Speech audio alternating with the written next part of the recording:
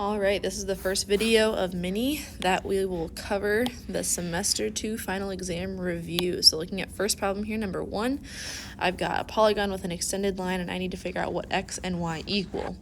So I have this 1, 2, 3, 4, 5-sided shape here. It's not a regular polygon, but it is a polygon with 5 sides.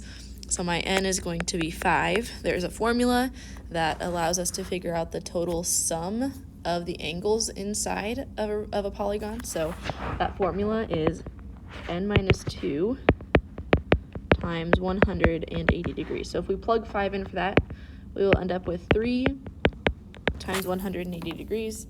And if you plug that in the calculator, you end up with 540 degrees total. Okay, so that's this entire thing right here, 540 degrees total. So we should be able to figure out x pretty quickly. If I go ahead and add up 117 plus 83 plus 95 plus 123, we should get 418 degrees. Okay, and that is the degrees of the ones that were given, but we still have an x here. We don't know what that is, so we can just go ahead and subtract these values right here. 540 minus 418 to give me a total of 122 degrees. So x equals 122 degrees. And what do I know about a straight line? Well, a straight line has to add up to give you 180 degrees. So we're going to go ahead and set up an equation here. 122 plus y equals 180. So I solve that and I get that y equals 58 degrees. So those are my two angle measures. The key thing to remember in this problem is this formula right here, n minus 2 times 180.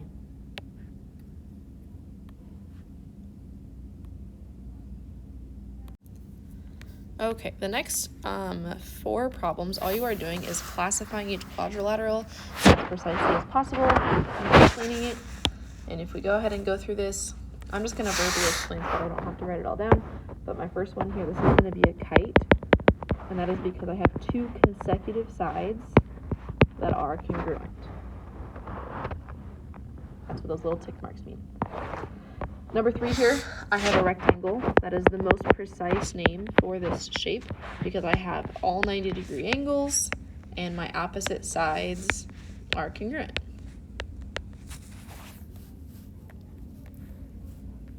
Moving on, number 4, I've got only one pair of parallel sides. So the only shape that has one pair of parallel sides is a trapezoid. It is not an isosceles trapezoid, even though it looks like it is. We do not know that these side lengths right here are congruent, so we cannot say anything about them. And lastly, all you're given in this shape is that you have 4 congruent side lengths, nothing about the angles, so all we can say is that this is a rhombus. Okay. Looking at number 6 here, which statement is true? All quadrilaterals are squares. Well, no, because a quadrilateral could also be a rhombus, right? But a rhombus is not a square. All rectangles are squares. Nope, that is not true, because a rectangle obviously has opposite sides congruent, but they are not always going to all be congruent. Okay, all rectangles are quadrilaterals. I can't think of any example of this not being true, so I think this is the one, but let's check letter D. All quadrilaterals are parallelograms. That is not true because I have a kite, and a kite is not a parallelogram. So letter D could not be it. Letter C is your option.